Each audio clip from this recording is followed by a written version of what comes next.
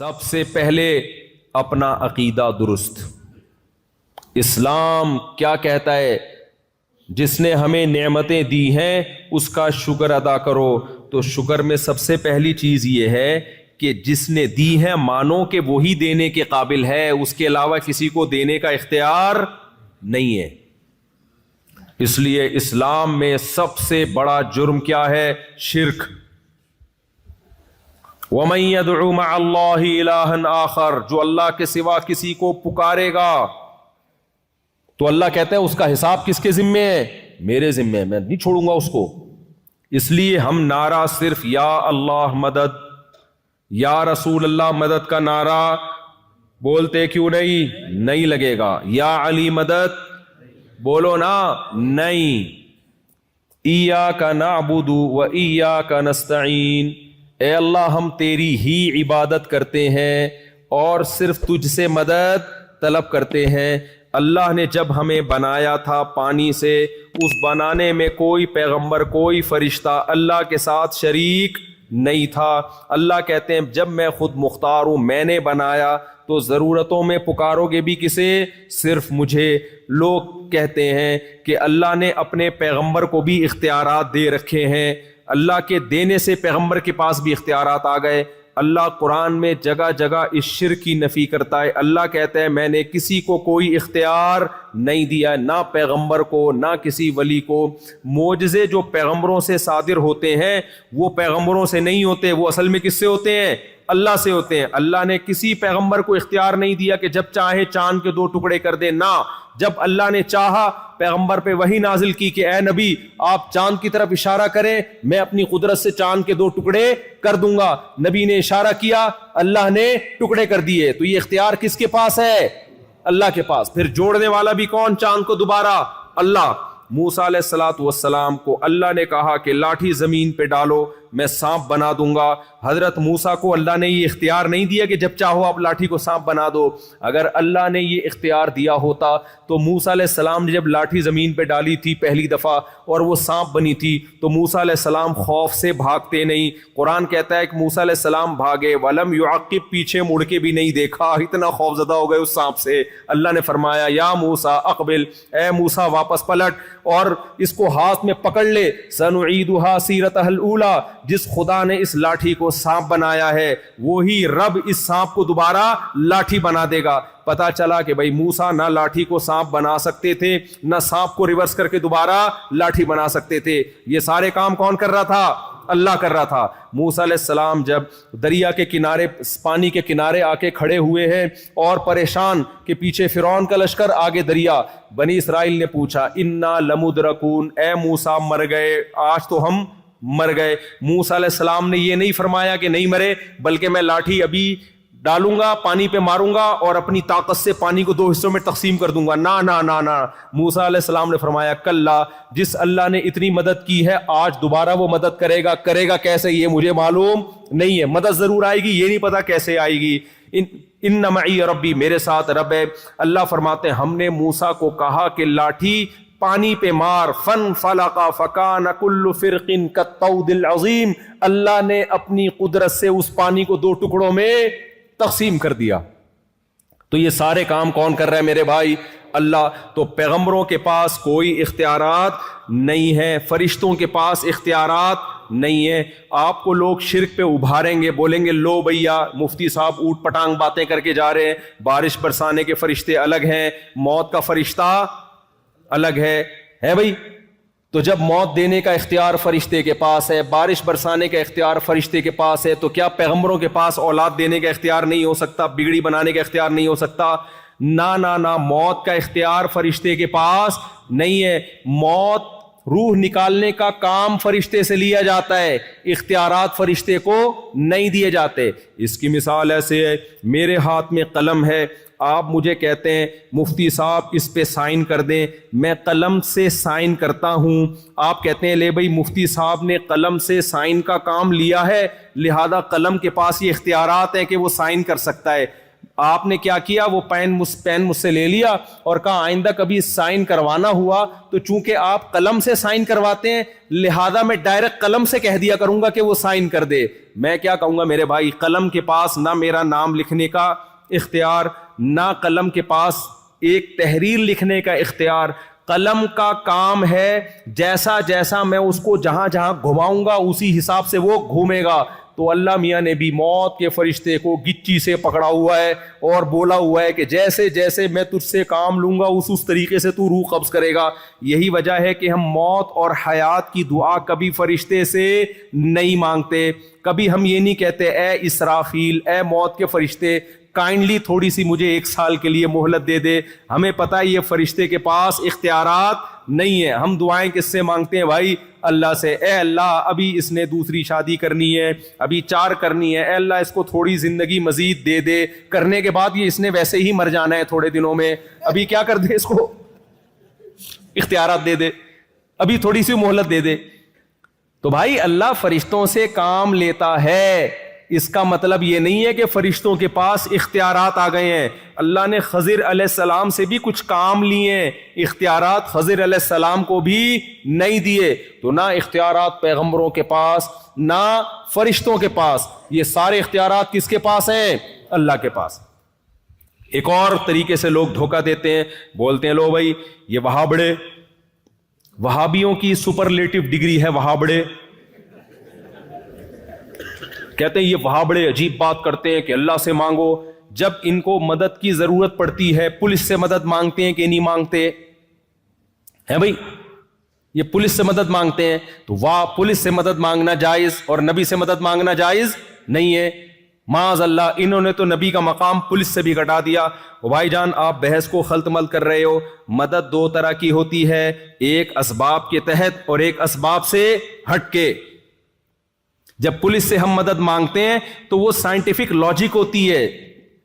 Phone کرو گے آپ, وہ گاڑی میں بیٹھ کے چلتے ہوئے آئیں گے, سائنسی اسباب اختیار کریں گے. اسباب کے اندر جو مدد مانگی جاتی ہے وہ شرک نہیں ہے, وہ تو ہم صبح شام ایک دوسرے سے مدد مانگ رہے ہوتے ہیں. وہ مدد مانگنا شرک ہے جو اسباب سے ہٹ کر, اللہ کوئی سبب نہ بھی ہو تو بھی کام کر سکتا ہے. ابراہیم علیہ السلام کو آگ میں ڈالا گیا, زندہ رہنے کی کوئی سائنٹیفک لاجک ہے؟ کوئی سائنسدان مانے گا؟ نہ, لیکن اللہ نے بچا کے دکھا دیا. عیسیٰ ابن مریم کو بغیر باپ کے پیدا کیا, کوئی سائنسدان مانے گا؟ بولتے کیوں نہیں مانے گا.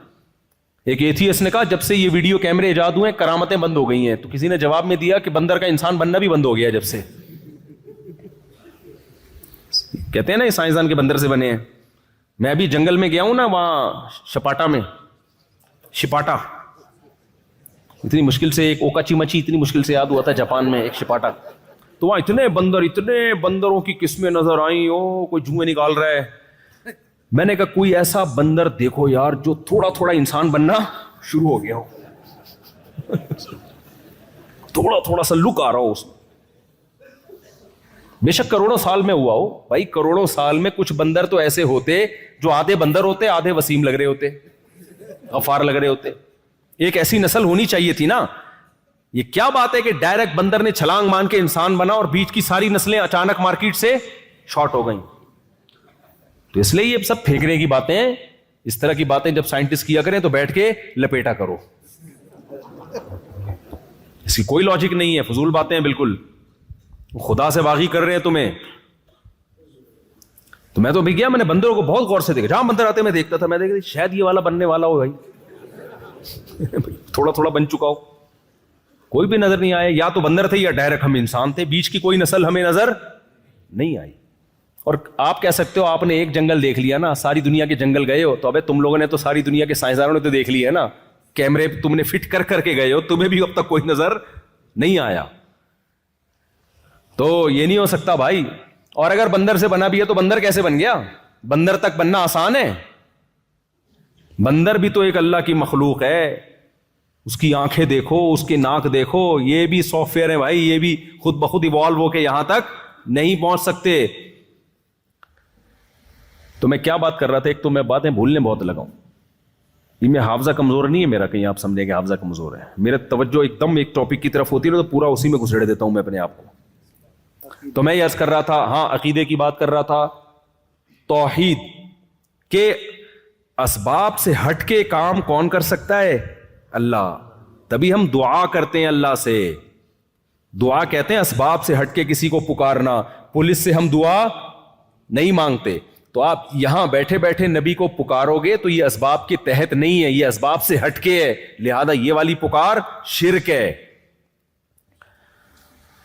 تو یہ شرک اللہ کے ساتھ ناشکری ہے کہ میں نے بنایا، میں نے پیدا کیا اور میں نے پیغمبروں کو اپنے انٹروڈکشن کے لیے بھیجا کہ مجھے پکارو، تم نے اسی پیغمبر کو معبود بنا لیا۔ عیسائیوں نے کیا کیا ہے؟ کہا کہ عیسیٰ بغیر باپ کے پیدا ہو گئے، معاذ اللہ۔ کون نے اللہ کو باپ بنا دیا؟ معاذ اللہ، نقل کفر۔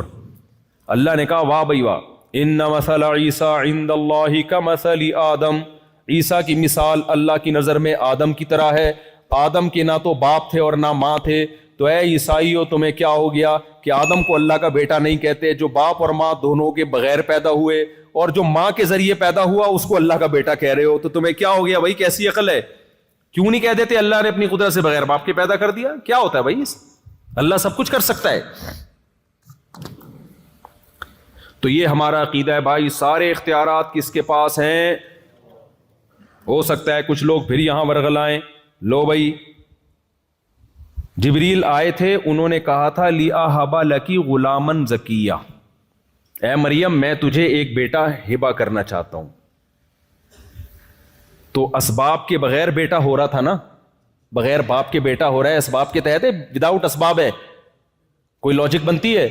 تو جبریل کیا کہہ رہے ہیں؟ میں دے رہا ہوں۔ اس کا مطلب جبریل بھی بغیر سبب کے بگڑی بنا سکتے ہیں، کام کر سکتے ہیں۔ نا نا نا نا، یہ نسبت مجازی ہے۔ بعض دفعہ کام کوئی کر رہا ہوتا ہے، کسی سے لے رہا ہوتا ہے، تو نسبت مجازن اس کی طرف کر دی جاتی ہے۔ سمجھتے ہو گے نہیں سمجھتے؟ جیسے قرآن میں آتا ہے کہ حلال و حرام کرنا صرف اللہ کا اختیار ہے، نبی کو بھی اختیار نہیں۔ لِمَ تُحَرِّمُ مَا أَحَلَّ اللَّهُ لَكَ، اے نبی جس چیز کو اللہ نے حلال کر دیا آپ اس کو حرام نہیں کر سکتے۔ دوسری جگہ قرآن کہہ رہا ہے يُحِلُّ لَهُمُ الطَّيِّبَاتُ وَيُحَرِّمُ عَلَيْهِمُ الْخَبَائِثَ، نبی ناجائز چیزوں کو حرام کر کے جائیں گے، ہیں بھائی؟ ایک طرف قرآن کہہ رہے اے نبی آپ حرام حلال کا رائٹ آپ کے پاس نہیں ہے، ایک طرف اللہ کہہ رہے آپ بری چیزوں کو حرام کون کرے گا؟ آپ کریں گے۔ بھائی حرام اللہ ہی کرے گا، لیکن چونکہ نبی کی زبان کے ذریعے کرے گا اس لیے مجازن نسبت کس کی طرف کر دی؟ بولو، نبی کی طرف کر دی۔ یہ نسبت مجازی کہلاتی ہے، حقیقت میں کون کر رہا ہے؟ اس کی میں اکثر مثال دیتا ہوں۔ آپ ہوٹل میں جاتے ہو یا کسی کی دعوت میں جاتے ہو، کسی نے پوچھا بھائی تو نے کتنی بریانی کھائی؟ آپ نے کہا میں 2 پلیٹیں کھا گیا۔ اگلا کہہ رہے کمبخت تجھے بریانی کھانے بھیجا تھا، پلیٹیں کھانے تھوڑی بھیجا تھا میں نے تجھے، تو کیا کر کے آیا ہے؟ تو آپ کیا کہو گے؟ بھائی کھائی بریانی ہے، لیکن بریانی اور پلیٹوں کا ظرف مظروف کا رشتہ ہے آپس میں۔ ظرف اور مظروف کا، یہ علماء سمجھتے ہیں نا، ظرف اور مظروف کا رشتہ ہے۔ تو بعض دفعہ ظرف بول کے مظروف مراد لیا جاتا ہے کیونکہ دونوں کا ریلیشن بہت مضبوط ہے۔ اس میں حکمت یہ کوانٹٹی بتانے کے لیے کہ کتنی کھائی ہے میں نے۔ اگر میں بتاتا 2 بریانی کھا گیا تو تمہیں کیا پتا چلتا کوانٹٹی کتنی ہے؟ تو میں نے 2 پلیٹیں کہا، یعنی اتنی بریانی جتنی 2 پلیٹوں میں آ جاتی ہے۔ تو مجازی نسبت کے لیے کوئی مصلحت ہوتی ہے تو اللہ نے بھی کہا نبی حرام کر کے جائیں گے، یہ بتانے کے لیے کہ نبی کا فریضہ کیا ہے۔ نبی کا کام میڈیکل سائنس یا بزنس یا کاروبار نہیں ہے، نبی کا کام ہے شریعت بیان کرنا کہ کیا حلال ہے اور کیا حرام ہے۔ سمجھتے ہو کہ نہیں سمجھتے ہو؟ لوگ مجھ پہ اعتراض کرتے ہیں نا، یہ مولوی صاحب امریکہ کینیڈا جاپان کیا کرنے جا رہا ہے؟ جاپان میں اتنے بڑے بڑے سائنسدان ہیں، یہ مولوی کیا سائنسدان ہے جو وہاں جا رہا ہے؟ بھائی جاپانیوں کو سب کچھ پتا ہے، حلال و حرام کا علم جاپانیوں کے پاس نہیں ہے، یہ پیغمبروں کے پاس ہے، یہ پیغمبر کا فریضہ ہے۔ جب پیغمبر دنیا سے چلے گئے تو علماء پیغمبروں کے وارث ہیں، اب یہ علماء کا فریضہ ہے۔ تو جاپان میں اگر علماء پیدا ہوتے تو ہم وہاں جا کے یہ بیان نہ کرتے۔ سمجھتے ہو؟ ساری چیزیں انگریزوں کے پاس نہیں ہے، حلال و حرام کا علم کس کے پاس ہے؟ مسلمانوں کے پاس ہے، کیونکہ پیغمبروں کا علم مسلمانوں کے پاس ہے۔ تبھی تو انگریز کو پتہ ہی نہیں کہ سور حلال ہے کہ حرام ہے۔ انگریز لیگل انلیگل دیکھتا ہے, حلال و حرام ان کی ڈکشنری میں نہیں ہے. شراب حلال ہے حرام ہے, نہ, انگریز دیکھے کہ لیگل ہے کہ انلیگل ہے. صحیح ہے نا, ہم لیگل انلیگل تھوڑی دیکھتے ہیں. اگر لیگل بھی ہو شراب پھر بھی ہمارے ہاں کیا ہے, حرام, کیونکہ پیغمبر نے حرام قرار دے دیا ہے. یہاں تو شراب لیگل ہے, آپ لوگ پیتے ہو کیا؟ پی کے آیا ہوا ہے تو بھائی تھوڑا پیچھے چلا جائے, کوئی بھروسہ نہیں ہے کہ بعض پی کے آیا ہوا ہوتا ہے, عجیب سی باتیں کر رہا ہوتا ہے. آج ایک آدمی کو ہم نے دیکھا دوپہر کو پتہ نہیں بھاگ رہا ہے, جاگنگ کر رہا ہے بے تکے ٹائم پہ. میں نے کہا یہ کون سا جاگنگ کا ٹائم ہے, پاؤں میں چپل پہنے ہوئے ہیں, عجیب اسٹائل. تو انہوں نے کہا بعض دفعہ پی کے یہ بھی ہوتا ہے. پینے کے بعد کوئی بھروسہ نہیں ہوتا بھائی. ایک صاحب کو ہم نے دیکھا بیٹھے ہوئے اپنے آپ سے باتیں کر رہے ہیں. میں نے کہا یہ تقریر کی تیاری کر رہے ہیں, انہوں نے یہاں کے مقامی لوگوں کو کہہ رہے ہیں پیا ہوا ہے. تو میرے بھائی, تو یہ نسبت حلال و حرام کی مجازی. اس لیے سب اختیارات صرف اور صرف اور صرف کس کے پاس؟ اللہ کے. میں بات کو سمیٹ کے ختم کر رہا ہوں, جلدی جلدی موضوع کو مکمل کر رہا ہوں. زیمبیا میں آج میرا آخری بیان ہے, اس کے بعد مجھے پتلی گلی سے نکلنا ہے. تو دوسرا کام شکر گزاری میں اللہ کی عبادت. دنیا کے ہر مذہب میں عبادت ہے یا نہیں ہے؟ اللہ کہتے ہیں میری عبادت کرو. تو عبادت کیسے کریں؟ اللہ نے بتایا وضو کر کے 5 ٹائم بولو نماز پڑھو. پڑھو گے کہ نہیں پڑھو گے؟ مسجد میں جماعت کے ساتھ. زندگی میں ایک بار حج کرو اگر اللہ نے استطاعت دی ہے. میرے گھر کی زیارت کرو. رمضان کے روزے رکھو. یہ آپشنل نہیں ہے کہ جاب مشکل ہے, مزدور ہے. نہ بھائی, جب رمضان آیا ہر صحت مند مقیم پر رمضان کے روزے لازم ہیں.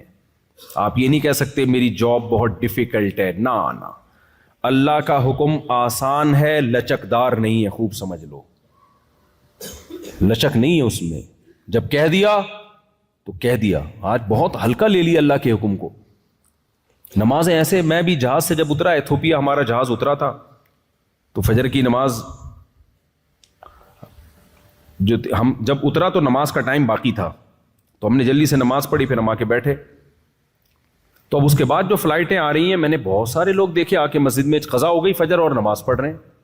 میں ان سے کہہ رہا ہوں بھائی آپ نے جہاز میں کیوں نہیں پڑھی نماز؟ کہہ رہے ہیں وہ جہاز میں جگہ نہیں تھی. وہ بھائی جیسے چاہو پڑھ, یعنی اصل میں تو نماز میں بھی کھڑے ہو کر فرض, جہاز میں بھی فرض نماز کھڑے ہو کر پڑھنا لازم ہے. فرض نماز بیٹھ کر بولو نہیں ہوتی. قبلہ رخ ہونا اور کھڑے ہونا ضروری. لیکن اگر جہاز میں آپ کو کھڑے نہیں ہونے دے رہے تو پھر مجبوراً بیٹھ کے نماز پڑھو, لیکن اس کو لوٹا لو. لیکن پڑھو تو ضرور, چھوڑنے کی اجازت تھوڑی ہے. اگر نماز قضا کرنے کی اجازت ہوتی تو اللہ میدان جنگ میں قضا کرنے کی اجازت دیتا. اللہ نے فرمایا فَإِنْ خِفْتُمْ فَرِجَالًا أَوْ رُكْبَانًا, اگر تم دشمن سے لڑ رہے ہو, خوف کی حالت میں ہو, تو کھڑے ہو کر یا سوار ہو کر پڑھ لو. قضا کرنے کی اجازت نہیں. تو میں نے داڑھیوں والے ٹوپیوں والے لوگ دیکھے, بھائی کہہ رہے ہیں یار وہ ایکچولی جگہ نہیں تھی, اب پڑھ رہے ہیں. بھائی آپ کسی بھی طریقے سے پڑھتے پھر لوٹا لیتے اس کو آپ. یہ کون سا طریقہ ہے؟ تو جب نماز کا یہ حشر نمازیوں نے کر دیا ہے تو باقی حکام کا کیا ہوگا؟ تو بھائی کوئی صورت نہیں ہے نماز قضا کرنے کی, سمجھتے ہو؟ کھڑے ہو کے نہیں پڑھ سکتے, بیٹھ کے نہیں پڑھ سکتے, لیٹ کے گردن کا ہلا کے کر پڑھنی پڑے گی آپ کو. پانی نہیں ہے, تیمم. یہ ساری رخصتیں اللہ نے اس لیے تو دی ہے کہ وقت سے مت ٹالو. اگر نماز کو اپنے ٹائم سے ٹالنے کی اجازت ہوتی, اللہ کہتا کوئی بات نہیں, کھڑے ہو کے نہیں پڑھ سکتے, بیٹھ کے نہیں, بلکہ گھر جا کے آرام سے تسلی سے چھٹیوں میں پڑھ لینا جب فرصت ملے گی تمہیں. ابھی چھٹیاں آنے والی ہیں, تمہارے امتحان ہوں گے, تو چھٹیاں آئیں گی, اسی وقت ساری لوٹا دینا اکٹھی بیٹھ کے. تو مذاق تھوڑی ہے نماز. تو عزم کرتے ہو کہ نہیں کرتے, ایسی کی تیسی کچھ بھی ہو جائے. آج کل تو ایسی بہترین ایپلیکیشن آ گئی ہیں جہازوں کے سفر میں. آپ ایپلیکیشن ڈاؤن لوڈ کرو, اس میں اپنے فلائٹ کا ٹائم اور جہاں ارائیول اور ڈپارچر کا ٹائم لکھو, وہ پورا ٹائم نماز کا کہ جہاز کس وقت کہاں ہوگا, کتنے بج کے کتنے منٹ پہ کون سی نماز کا ٹائم داخل ہو رہا ہوگا, قبلہ کدھر ہوگا. اللہ نے اتنی آسانی کر دی ہے, سمجھتے ہو؟ اور مستورات کو بھی نماز پڑھوایا کرو. بہت سے نمازی ہم نے دیکھے اپنی بیگم کے ساتھ سفر کر رہے ہیں, ابے اب کون جائے گا وضو کرے گا, ابے چھوڑ بعد میں بیگم کا. بھائی جان ابھی آزمائش ہے, ابھی آزمائش ہے کہ نماز پڑھتا ہے کہ نہیں پڑھتا. خود بھی پڑھنا ہے, اپنے گھر والوں کو بھی. ٹرین کا سفر ہو, بس کا سفر ہو, نماز نہیں معاف ہے.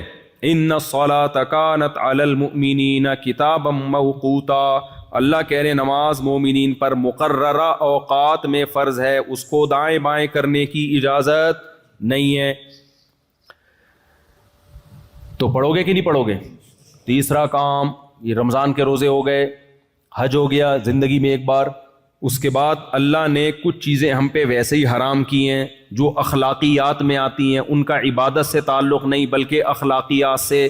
اس میں اللہ نے فرمایا لا تقربوا الزنا, زنا کرنا تو دور کی بات, زنا کے قریب بھی مت پھٹکو. زنا کا آلٹرنیٹ اللہ نے ہمیں کیا دیا؟ بولو, نکاح دیا. غیر مسلم نکاح نہیں کرتے, زنا کرتے ہیں, اور اگر شادی کرتے بھی ہیں بہت دیر سے کرتے ہیں. ان میں کوئی اگر بالغ ہوتے ہی شادی کر لے اس کو بے وقوف سمجھا جاتا ہے. آپ عمل کر کے دکھاؤ, بولو بے وقوف تم ہو, ہم نہیں ہیں. ایک غیر انگریز سے میری بات چیت ہو رہی تھی, تو میں نے کہا ہماری سوسائٹی میں اتنی عمر میں لوگ نکاح کرتے ہیں. اس نے کہا آپ کا کلچر ہے. اب میں نے زیادہ بحث نہیں کی, بھائی کلچر نہیں ہے, ہمارا مذہب ہے. کلچر تو کہتا ہے آزادی دلاتا ہے آپ کو, تو آپ اپنے عمل سے بتاؤ بھائی جلدی نکاح کیا کرو. کوئی پوچھے کیوں, بولا ہمارے مذہب کا حکم ہے. بھائی اللہ کا حکم ہے, جب اللہ کا حکم آ جائے تو پھر آپشنل رہتا ہے وہ ہے بھائی, پھر کوئی عقل چلتی ہے, پھر ایکچولی بات ہوتی ہے کچھ. کوئی بھی آپ کا باس ہو, آپ کو آرڈر دے یار یہ چیک ہے جا کے کیش کرا کے لو, آپ بولے ایکچولی سر ایکچولی میرے پیٹ میں درد, ایکچولی وہ بولے گا بھائی تو نے جاب کرنی ہے نہیں کرنی, نکل یہاں سے. تو اللہ کو اتنا ہلکا لے لیا بھائی. تو اللہ کہہ رہا ہے جب جس میں نکاح کی استطاعت ہو فوراً کیا کرے وہ نکاح. اے اللہ خرچہ ہوگا بہت زیادہ, ٹینشن. اللہ نے کہا غیر مسلم کیلکولیٹر لے کے بیٹھے گا, ابھی میری اتنی تنخواہ, حالانکہ اس کی بیوی آنے کے بعد اس کا خرچہ ہو ہی نہیں رہا ہے, کم بخت کا 1 روپے دھیلا نہیں بیوی پہ خرچ کرنا, پھر بھی کیلکولیٹر لے کے بیٹھا ہوا ہے. ہم نے سارا خرچہ خود کرنا ہے, پھر بھی اللہ کہہ رہے کیلکولیٹر استعمال کرنے کی اجازت نہیں ہے. ان یکونوا فقراء یغنیہم اللہ من فضلی, اللہ کہتے ہیں نکاح کرو اگر فقیر ہوگے اللہ اپنے فضل سے غنی کر دے گا. اللہ پہ توکل کرو.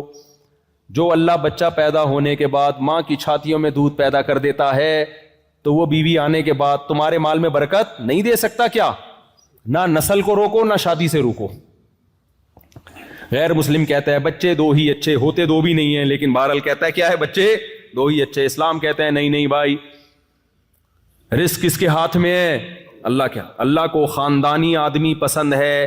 پارکوں میں لکھا ہوتا ہے فیملی کے ساتھ آئیں, ہو سکتا ہے جنت کے دروازے پہ اللہ لکھ دے فیملی کے ساتھ آؤ, پھر کیا کرو گے؟ کیا خیال ہے بھائی؟ تو میں تو 18 کے ساتھ نکل لوں گا, میں بولوں گا اللہ